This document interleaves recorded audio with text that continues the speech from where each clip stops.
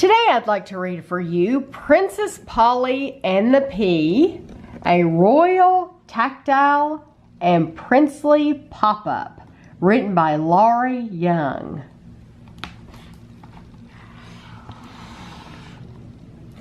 Polly was a real princess, a fact truer than true.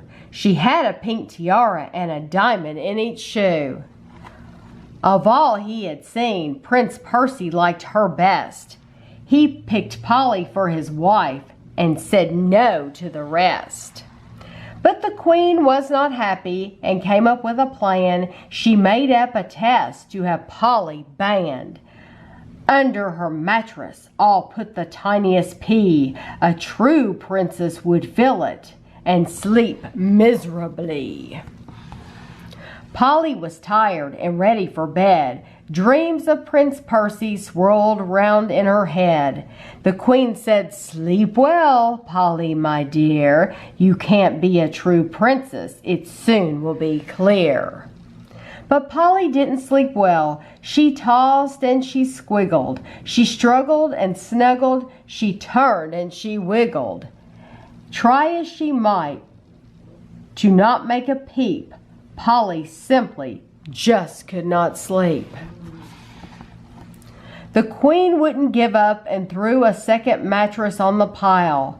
"This one will do the trick," she said with a wicked smile. But the prince caught wind of what his mother had planned, so he hid a mandolin to give Polly a hand. Poor Polly didn't know as she flopped and she pouted. She rumbled and tumbled and fumbled and shouted.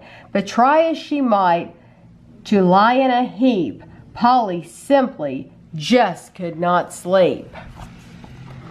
The queen still would not give up. A third mattress went on the pile. "This one will really get her," she said with a mean, nasty smile. The king wanted to help pretty Polly prevail, so he snuck in his scepter. "This test she won't fail."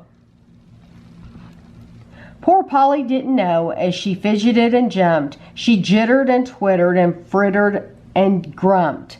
But try as she might to count every sheep, Polly simply just could not sleep. The queen still would not give up. A fourth mattress went on the pile.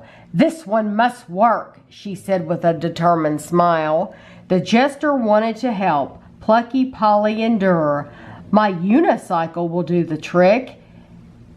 Keep her awake, I'm sure." Poor Polly didn't know as she twitched and she strained. She scratched and snatched and itched and complained. But try as she might to fall in deep, Polly simply just could not sleep. The queen still would not give up and threw a fifth mattress on the pile.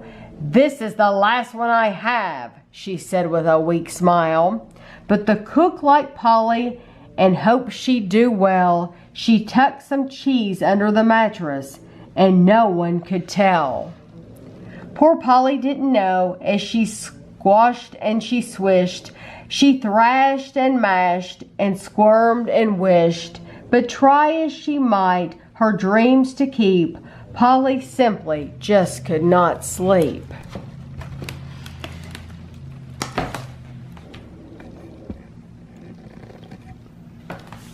At last the queen knew it was time to quit.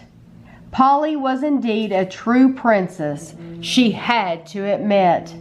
Polly marveled, all because of a little pea and a mandolin and a scepter, a cycle and some cheese.